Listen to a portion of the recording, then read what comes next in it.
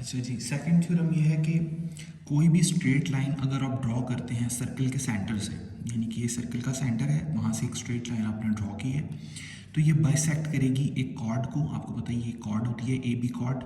तो अगर ये उसको बाइसेक्ट करिए, बाइसेक्ट का क्या मतलब होता है? बाइसेक्ट का मतलब ये होता है टू इक्वल पार्ट्स।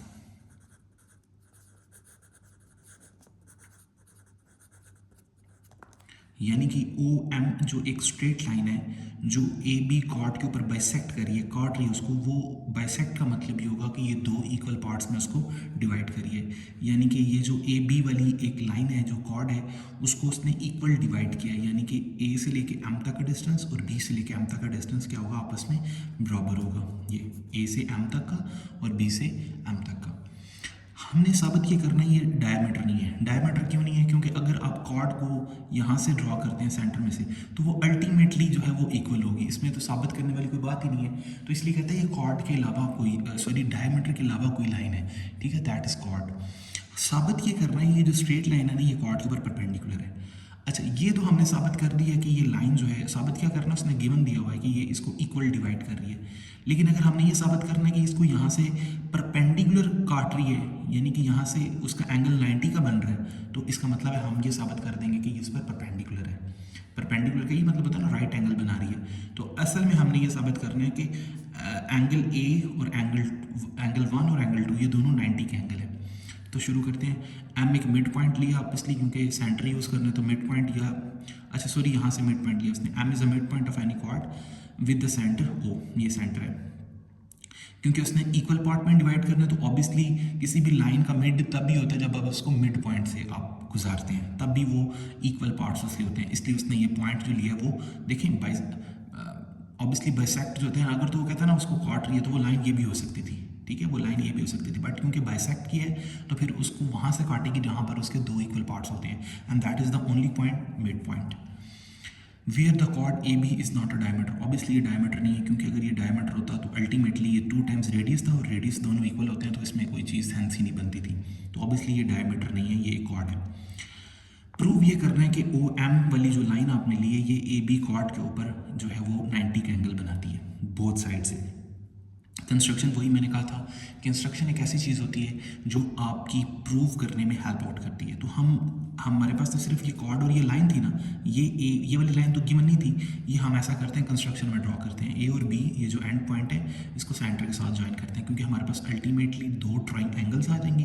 और 9th में हमने दो ट्राइंगल्स के पोस्टुलेट्स पढ़े हुए हैं कि दो ट्राइंगल को अगर आपने कॉन्ग्रुएंट प्रूव करना है तो इसका मतलब है आपने 6 चीज़ें प्रूव करनी है, उसके 3 साइड्स और 3 एंगल्स आपस में कॉन्ग्रुएंट प्रूव करने हैं। लेकिन पोस्टुलेट्स ये कहता है कि अगर आप उसमें से कोई सी 3 चीज़ें, 3 पोस्टुलेट आपने पढ़े हैं, तीनों साइड अगर तीनों साइड के इक्वल आ जाए तब भी हम ये कंक्लूड कर देंगे कि दोनों ट्राइंगल आपस में कॉन्ग्रुएंट है, यानी कि आपस में कंप्लीटली इक्वल है। ये 9th की थ्योरम से। इसी तरह यहाँ तक हो गया स्टेटमेंट। अब ये देखें इस जुमले का क्या मतलब होता है। इसका मतलब ये होता है कि ये जो ट्राइंगल ओ ए एम है, ओ ए एम और ट्राइंगल ओ बी एम है, हम जस्ट इन दो ट्राइंगल में कॉरस्पॉन्डेंस लेने जा रहे हैं। कॉरस्पॉन्डेंस का मतलब ये है कि ये बाहर का जो एरिया हम इसको डिस्कस ही नहीं कर रहे। यहाँ पर जो स्टेटमेंट और यहाँ पर जो रीज़न डिस्कस होंगी, जस्ट वो इन दो ट्राइंगल से रिलेटेड ही सारी डिस्कशन होगी। इसका ये मतलब होता है। सो पहली चीज़ तो आपको साफ नज़र आ रही है कि ओ से लेकर ए तक का डिस्टेंस और ओ से लेकर बी तक का डिस्टेंस इज़ अ रेडियस। और रेडियस आपको पता है कि बाय डेफिनेशन किसी भी सर्कल के जितने मर्जी आप रेडियस लें वो सारे आपस में इक्वल होते हैं। सो रेडियस हैं, दो रेडियस हो तो उसको रेडियाई कहते हैं, ठीक है। Plural form of radius is radii. So radius क्योंकि सेम सर्कल के हैं और वो ऑब्वियसली इक्वल होंगे। दूसरा चीज़ कि आपकी ये क्योंकि इसको बाइसेक्ट कर रहा है, जैसे कि मैंने शुरू में कहा था, तो इसका मतलब है ए से एम तक और बी से एम तक का डिस्टेंस इक्वल है, ये गिवन है। और ये ओ एम वाली जो लाइन है ये एक ऐसी लाइन है कि जितना हिस्सा इस ट्राइंगल के पास है उतना ही इसके पास है, यानी कि दोनों में कॉमन है। तो ऑब्वियसली कॉमन है तो इसकी लेंथ दोनों की आपस में इक्वल होगी। तो आप ये कह सकते हैं कि measure of this length is equal to measure of this length. अच्छा, यहाँ पर ये भी बड़ी इंटरेस्टिंग चीज़ है, पुरानी बुक में मेजर नहीं लिखा था, बट वो फिर ये लिखता था कि लाइन आपस में इक्वल नहीं होती, लाइन कॉन्ग्रुएंट होती है। शेप्स इक्वल नहीं होती, शेप्स की मेजर इक्वल होती है। यानी कि अगर आप कहें कि ये दो स्केल आपस में इक्वल हैं तो ये मैथमेटिकली गलत बात है, इनकरेक्ट बात आप इसको कह सकते हैं।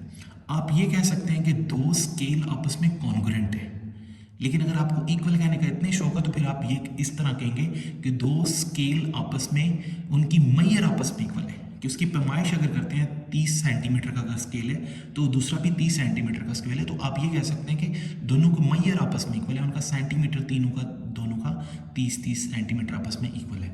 सो ये एक वैसे थोड़ा सा है कि अगर आप मैयर का लफ्ज़ यूज़ करेंगे तो फिर आप इक्वल का लफ्ज़ यूज़ करते हैं, और अगर आप मैयर का लफ्ज़ यूज़ नहीं करते तो फिर आप कॉन्ग्रुएंट का लफ्ज़ यूज़ करते हैं। सो यहाँ पर हमने क्या किया, ये वाली लाइन भी इक्वल कर दी, ये वाली और तीनों साइड। तो अगर ऐसा एस पॉस्टुलेट क्या कहता है कि अगर तीनों साइडों के कॉन्ग्रुएंट हो जाती हैं तो हम अल्टीमेटली कह सकते हैं कि पूरी ट्राइंगल ही आपस में कॉन्ग्रुएंट है। और अगर पूरी ट्राइंगल ही आपस में कॉन्ग्रुएंट है, ये साबित कर दिया हमने। इसका क्या मतलब है? इसका मतलब ये है कि आपकी दोनों ट्राइंगल कंप्लीटली इक्वल है। और दोनों ट्राइंगल कंप्लीटली इक्वल होने का क्या मतलब होता है कि इसकी तीनों साइडों के भी इक्वल है और तीनों एंगल भी तीनों एंगल के इक्वल है। तो इससे ये साबित हुआ कि ये वाला एंगल इस एंगल के इक्वल है, ये वाला एंगल इस एंगल के इक्वल है और ये वाला एंगल इस एंगल के इक्वल है। बट हमें जस्ट ये देखना है कि ये दोनों आपस में इक्वल है। बट यहाँ से ये साबित नहीं होता कि ये दोनों 90 के हैं। यहाँ से ये तो साबित हो गया इक्वल है, बट ये साबित नहीं हुआ कि 90 के। बट हम ये, क्योंकि एक स्ट्रेट लाइन है, कॉर्ड हमेशा स्ट्रेट होती है, तो स्ट्रेट लाइन का हमें ये ज़रूर पता है कि स्ट्रेट लाइन के ऊपर कोई भी जितने भी एंगल हो उनका सम जो होता है वो 180 होता है। इसको सप्लीमेंट्री एंगल कहते हैं, क्योंकि स्ट्रेट लाइन है ना, स्ट्रेट लाइन के ऊपर जितने भी आप एंगल बना लें, आप 4 एंगल बना लें, इन चारों को सम करने आंसर 180 आएगा। बट इसके ऊपर तो 2 ही एंगल है। अब मुझे ये बताएं कि कौन से ऐसे 2 नंबर्स हैं जिनको सम करें तो आंसर 180 है और वो इक्वल भी हों। There is only one possibility कि वो दोनों 90 होंगे, ताकि वो दोनों इक्वल भी हों और उनका सम 180 भी हो। तो अगर हमने ये साबित कर दिया कि ये दोनों एंगल 90 के हैं, तो इससे हमारा ये साबित हो गया कि ये परपेंडिकुलर उस पर ड्रॉ है।